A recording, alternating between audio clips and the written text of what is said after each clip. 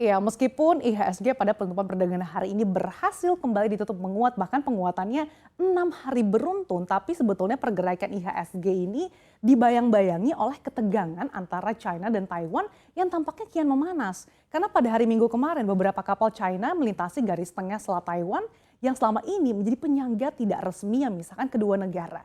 Investor tentunya mencermati ya perkembangan hubungan antar kedua negara tersebut karena China dan Taiwan ini merupakan mitra dagang terbesar Indonesia.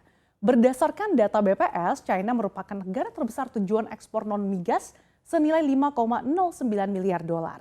Sementara ekspor Indonesia ke Taiwan sepanjang tahun lalu mencapai 6,9 miliar dolar yang didominasi oleh ekspor besi dan juga baja. Taiwan ini kan adalah penghasil produk-produk teknologi yang perannya vital bagi dunia termasuk Indonesia, yaitu produsen chip semikonduktor terbesar di dunia. Nah, dikhawatirkan kalau eskalasi ini memuncak dan kemudian berkepanjangan, salah satu yang bisa menjadi langka adalah chip semikonduktor ini yang merupakan bahan utama dalam pembuatan sejumlah barang elektronik mulai dari ponsel yang kita gunakan sampai kendaraan listrik gitu yang berkontribusi hingga 50% ke pasar global. Sementara itu, kalau dari dalam negeri terkait dengan IKK yang ternyata masih cukup optimisme nih dan menggambarkan bahwa konsumen ini masih optimis dalam memandang situasi perekonomian ke depannya karena masih terjaga. Tapi memang kalau kita lihat optimisme tersebut tampaknya agak melanda ini karena hasil survei konsumen yang dilakukan Bank Indonesia menunjukkan bahwa indeks keyakinan konsumen atau IKK pada bulan Juli 2022 berada di 123,2 atau sebetulnya masih di atas 100 nih, yang menandakan konsumen sebetulnya masih cukup optimistis terhadap situasi ekonomi saat ini dan prospek hingga 6 bulan mendatang.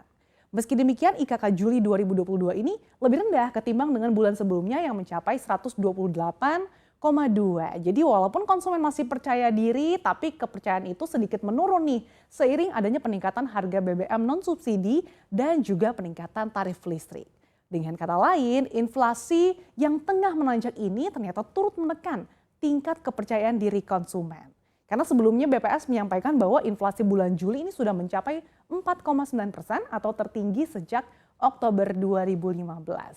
Selain itu kita beralih ke harga komoditas, yaitu salah satunya adalah batu bara yang tengah menjadi perhatian investor.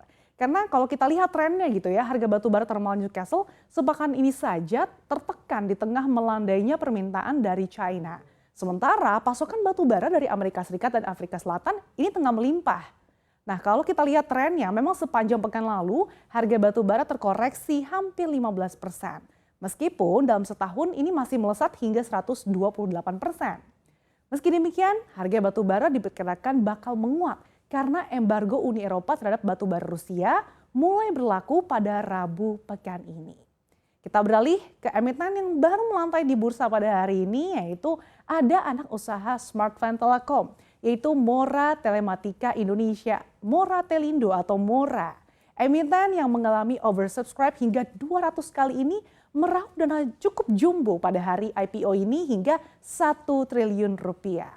Dari sisi labanya memang sepanjang tahun emiten penyedia infrastruktur dan jaringan telekomunikasi ini di tahun lalu meraih laba tahun berjalan sebesar 671 miliar rupiah. Nah, dengan melantainya Mora Telindo ini artinya persaingan industri menara telekomunikasi tampaknya semakin sengit ya. Karena sebelumnya ada MTEL nih, anak usaha Telkom yang juga melantai di bursa. Kemudian sebelumnya juga sudah ada Sarana Menara Nusantara atau Tower dan juga Tower bersama infrastruktur atau The Big seiring prospek bisnis ke depan, salah satunya terkait 5G di Indonesia. Dan berikutnya kita akan lihat seperti apa sih pergerakan IHSG secara teknikal pada perdagangan hari ini. Ya, kalau kita lihat memang di sepanjang pekan lalu pasar saham Indonesia konsisten ya berada di teritori positif, bahkan dalam 5 hari beruntun terus ditutup menguat. Kalau dengan hari ini artinya IHSG menguat 6 hari beruntun nih. Nah, berkat penguatan tersebut IHSG bahkan berhasil kembali ke zona psikologisnya di 7.000.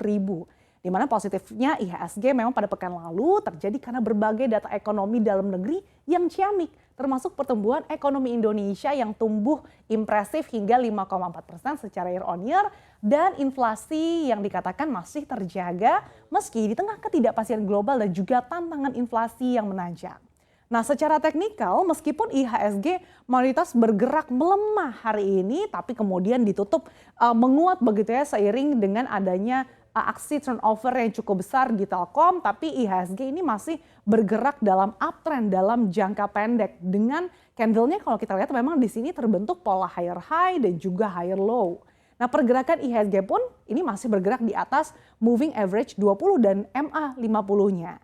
Jika IHSG mampu break gitu resistance di level 7.103, maka kenaikan lanjutan ini akan menguji resistance berikutnya di level psikologis 7.200 yang terakhir kali disentuh pada awal Juni tahun ini. Nah, yang patut diperhatikan juga berdasarkan indikator stokastik RSI, saat ini IHSG ini sudah menyentuh overbought di level 90 sehingga perlu waspada nih jika ada pembalikan arah. Tapi untuk pergerakan berikutnya masih perlu konfirmasi lagi. Apakah di pekan ini akan menguat atau justru akan kembali melemah gitu. Karena di pekan ini ada sentimen rilis data inflasi Amerika Serikat dan China yang tentunya bakal mempengaruhi psikologis investor. Demikian review perdagangan sepanjang hari ini. Berikutnya kembali ke Syarifah Rahman.